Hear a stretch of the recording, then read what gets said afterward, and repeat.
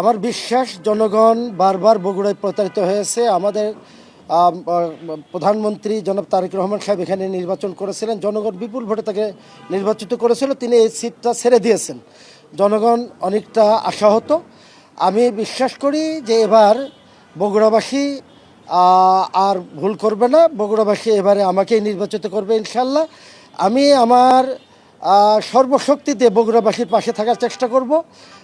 ছাত্র জীবন থেকেই রাজনীতির সাথে জড়িত, এখন পর্যন্ত আছি। আমি বগুড়াবাসীর পাশে থাকবো। আশা করি বগুড়াবাসী এইগুলো মূল্যায়ন করে আমাকে আগামী উপনির্বাচনে নির্বাচিত করবেন ইনশাআল্লাহ। মহান রাব্বুল আলামিনের কাছে লাখ লাখ শুকরিয়া যে মনোনয়নপত্র ইতিমধ্যে বৈধ হয়েছে, আপনারা দেখেছেন।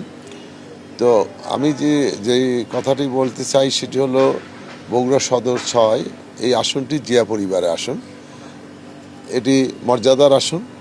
সেই মর্যাদার আসনে আমাদের মাননীয় প্রধানমন্ত্রী জনাব তারেক রহমান তিনি আমাকে এই আসনটি ছেড়ে দিয়েছেন।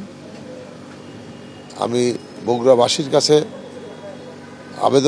নিবেদন রাখবো বগুড়াবাসীর উন্নয়নের স্বার্থে এই মর্যাদার আসনটি যেন ধানের শীষের পক্ষে তারা রায় দেয় এবং তাদের কাছে আমরা দোয়া চাই যে বগুড়ার উন্নয়নে, যেহেতু এখন বিএনপি রাষ্ট্রীয় ক্ষমতা রয়েছে, আমাদের মাননীয় প্রধানমন্ত্রী বগুড়া সদর ৬ আসন থেকে নির্বাচিত হয়েছিলেন। উনি সাংবিধানিক নিয়ম অনুযায়ী একটি পদ রেখে আরেকটি ছেড়ে দিয়েছেন। তো এখানে বগুড়ার উন্নয়নের জন্য তার প্রতিনিধি হিসেবে আমি কাজ করতে চাই। আজকে বগুড়া ৬-০ আসনের যে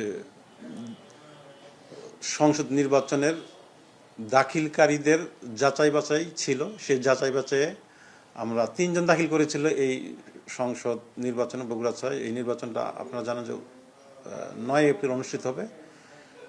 যাচাই বাছাইয়ে ৩ জন যে দাখিল করেছিল, ৩ জনের মধ্যে বাংলাদেশ জাতীয়তাবাদী দলের একজন, বাংলাদেশ জামাতি ইসলামী দলের একজন, বাংলাদেশ ডেভেলপমেন্ট পার্টির দলের একজন, এবং ৩ জনের মনোনয়নপত্রের যাচাই বাছাই অন্তে আমরা গ্রহণ করেছি। তাদেরকে আমরা অনুরোধ করেছি যে তাদের জন্য একটা আচরণবিধি আছে, তাদের এবং তাদের রাজনৈতিক দলের জন্য। সেই আচরণবিধিটা যাতে তারা মেনে চলে, এই জন্য তাদেরকে আমরা চিঠিও দিয়েছি এবং তাদেরকে অনুরোধ করা হয়েছে।